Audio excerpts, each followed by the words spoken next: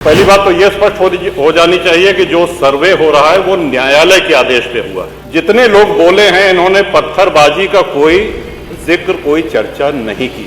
जैसे बहराइच में 22 साल का एक नौजवान राम गोपाल मिश्र, 4 महीने पहले शादी हुई थी उसकी, इतनी गोलियां शरीर में मारी गई, हाथ के नाखून भी निकाल लिए गए। क्या माननीय सदस्य ने आपको कोई नोटिस दी थी? अगर नहीं नोटिस दी है तो ग्राह्यता पर इनको कैसे बोलने दिया गया? माननीय अध्यक्ष, क्या बोल रहे हैं? संभल के विषय में ही चर्चा नहीं है। में हम अपना चर्चा नहीं है, राजा भैया भी कोई चर्चा स्वीकार नहीं कर रहे हैं। माननीय कि चर्चा कराई जाए या ना आपको ऐसे तथ्य जो ना आए हो कुछ बताना चाहते हैं? 5 मिनट, 5 मिनट नहीं 2 मिनट। कुछ तथ्य जो इस सदन में रखे गए, इसके बाद आपको उनको भी सूचना दी है। तो श्रीमान वो आपत्तिजनक है। कुछ बिंदु मैंने भी उनकी भी नोटिस है। इस सदन की कार्रवाई लाइव देखी जाती है, रिकॉर्ड रहता है। माननीय नवाब साहब हमारे बहुत अच्छे मित्र हैं, साथ में मंत्रिमंडल में भी रहे। पहली बात तो यह स्पष्ट हो जानी चाहिए कि जो सर्वे हो रहा है वो न्यायालय के आदेश पे हुआ है।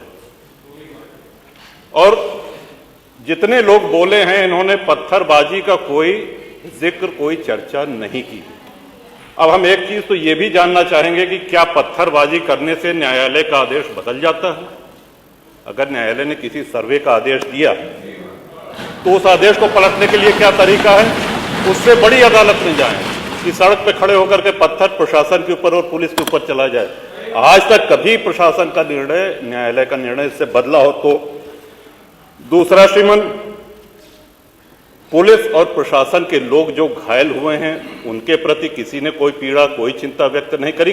बहुत गंभीर मामला है ये। ठीक उसी तरह है जैसे बहराइच में 22 साल का एक नौजवान राम गोपाल मिश्र, 4 महीने पहले शादी हुई थी उसकी, हत्या कर दी गई। इतनी निर्मम हत्या करी गई, इतनी गोलियां शरीर में मारी गई, हाथ के नाखून भी निकाल लिए गए। अपराध क्या था कि उसने अपने धर्म का एक झंडा लगा दिया। श्रीमान, इसी चर्चा में एक बड़ा रोचक तथ्य सामने आया। माननीय नवाब साहब ने कहा कि कुंदरकी में लूट हुई है, लूट करके, वोट लूट करके ये विधायक बन गए हैं। वरना कुंदरकी में 65% मुसलमान हैं, 35% हिंदू हैं, तो रामवीर सिंह कैसे जीत जाता? ये कार्रवाई में है हमारा। तो मनोहर, एक सवाल हम ये भी करना चाहते हैं कि जिन विधानसभाओं में मुस्लिम मतदाता की संख्या हिंदू से कम है, क्या वो लूट करके विधायक बन के आते हैं?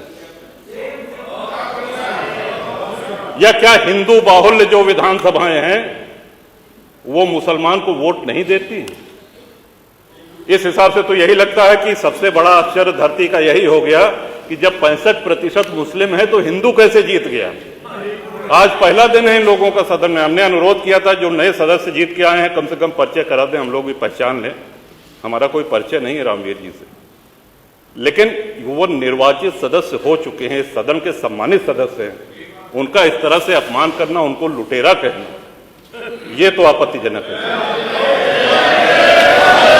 और सर्वे हम बोल रहे तो आप बोल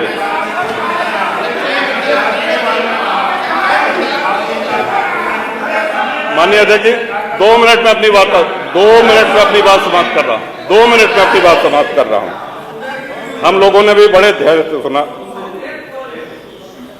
तो इस सदन का एक क्राइटेरिया, एक मापदंड, क्या ये तय मान लिया जाए कि जहां हिंदू अधिक है वहां हिंदू विधायक को ही जीतना चाहिए, मुस्लिम विधायक सिर्फ वहीं से जीतना चाहिए जहां मुस्लिम की आबादी 50% से अधिक है?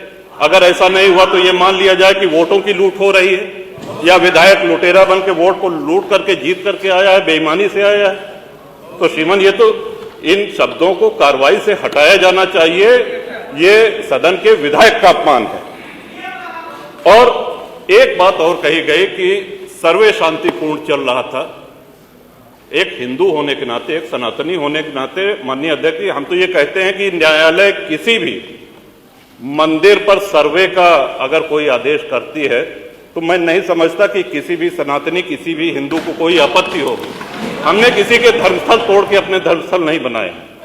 करें, जहां करना हो सर्वे करें। हम कभी गुम्मा अद्धा नहीं चलाएंगे, हम पत्थरबाजी, हम न्यायालय के निर्णय का सम्मान करेंगे। तो शासन का काम, प्रशासन का काम तो न्यायालय के निर्णय को लागू कराना होता है। तो इसलिए माननीय अध्यक्ष जी, इस पे चर्चा कराई जाए।